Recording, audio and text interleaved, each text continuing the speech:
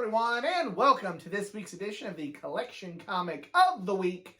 The book I have chosen for this week is Batman Detective Comics, issue 594. And I'm going to be honest with you, I don't know where I got this book from. I was just looking through my collection to see what would be a cool book to have for this week. And I saw this one, and I'm like, I did not even know I owned this one. And thought like, well, look, go ahead and read it, get some fresh eyes on it, some a fresh opinion, and see what I think about it. It was published in 1988, so it was after Frank Miller had, like, basically deconstructed and reconstructed the what we know of as Batman, you know, took what O'Neil and Adams did to a whole nother level.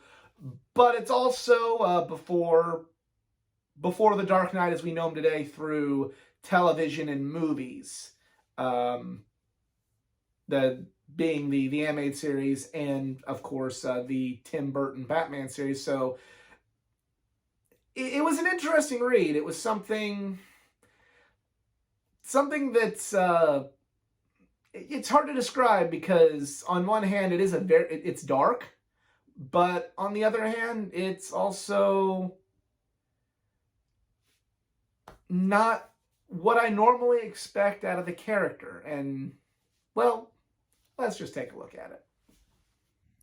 Very interesting cover. I mean, it kind of tells you what needs to be, you know, it gives you a general idea, but, you know, it's definitely, and I don't mean this with any disrespect to the cover artist, it's definitely not, you know, one of those classic Adams, Capullo sorts of Batman covers here. And kind of starts out, there's this private detective, you know, kind of explaining what's going on. Then there's this group of drug dealers, and there's this guy that tries to run them down and, you know, says he sneezed and lost control, and, you know, Batman's questioning him despite, you know, being right there with some kids on drugs right there, but he gives them their Porsche, and he's like, okay, it's all good, and you really don't know what's going on with this. The Superman action line, a 900 number for Superman. That's call and pay money every day to find out whether or not that happens. I don't know if that's such a good idea.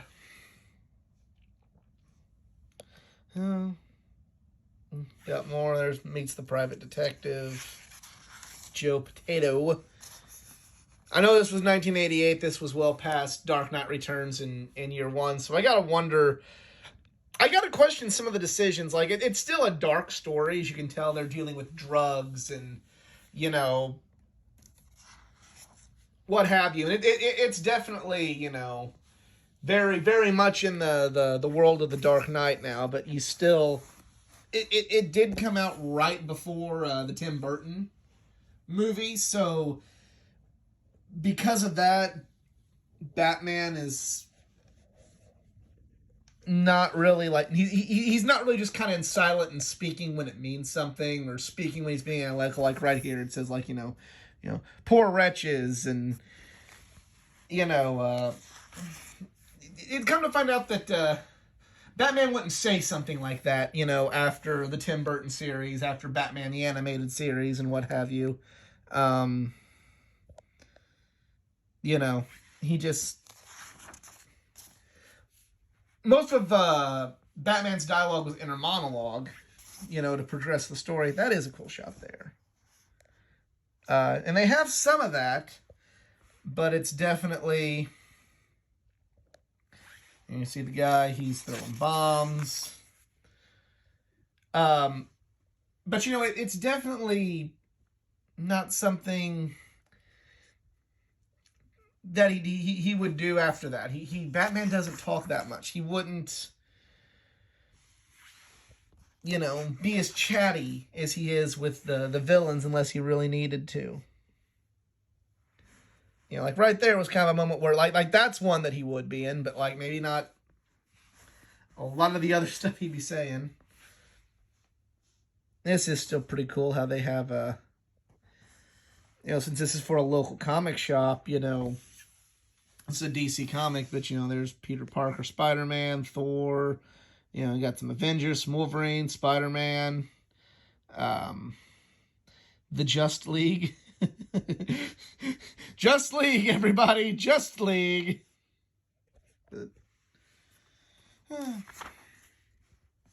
You can get some t-shirts for sale. Hey now. Yeah, you know, if they would have cut a lot of Batman's dialogue off, I would have probably been able to get into it more. Not necessarily saying that this was bad. Again, I'm used to the Batman character being, you know, after 1989, after Tim Burton, after, you know, the animated series kind of established Batman as not the guy with the most dialogue in the story. But I know beforehand he did have more dialogue, and I guess I was okay with it, you know, in the Silver Age books, and you know, even the Denny O'Neil books, which were going in a darker direction, still had a little bit more remnants of the older version, so I was okay with him speaking his mind and the dialogue being a little bit different than what you're used to, or what I'm used to, I should say. But then again, I guess I had the preconceived notion that after Frank Miller came, all that stopped, and that is not the case. So, you know. And Batman goes off, and that is no more board games. Some classic board games there. And that is Detective Comics issue 594. You know, I'm going to alienate some of my comic viewers here and go with a wrestling reference. I always, with the character of Batman, described Danny O'Neil and Neil Adams' run with Batman in the 70s as sort of like wrestling in 1996, early 1997, where, yes, it's changed. It's a lot different than the way it was in the Hulkamania era, but it also clearly, while it's going in a different direction, it's clearly not at the end game that was the Attitude Era that we would know of by, you know, the middle of 1997, and definitely was in full swing by 1998. This book is kind of like where in like early 1998 in wrestling, you would have like the Attitude Era was fully christened, but you'd still have a few hangers-on from the new generation.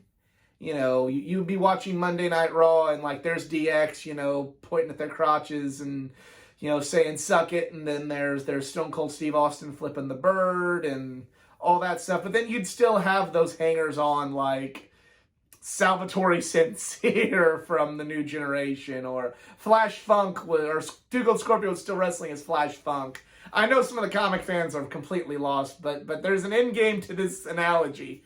This is kind of an embodiment of that, where it's full on Dark Knight. Frank Miller's here, boom, boom, boom, but yet there's still like Batman is like still, as brooding as he is, he'll start talking and he'll be like, oh, that's weird. Why is that here? Especially with what we knew Batman would become. So that's like the closest analogy I can think of. If you have a better one that's not related to wrestling, or if you also own that comic book, let me know in the comment section below. If you enjoyed this video, please give it a like, share, subscribe for more content, not just from the world of comic books, but from, as I just talked about, pro wrestling, gaming, anime, and all things geek culture. Follow me on my social media pages, facebook.com/athleticgeekA9, Twitter @athletic_geekA9, Instagram @athleticgeekA9. And if you'd like to help this channel out financially, I am on Patreon, patreon.com/athleticgeek89. And on that, I'm out. Y'all be cool. Later.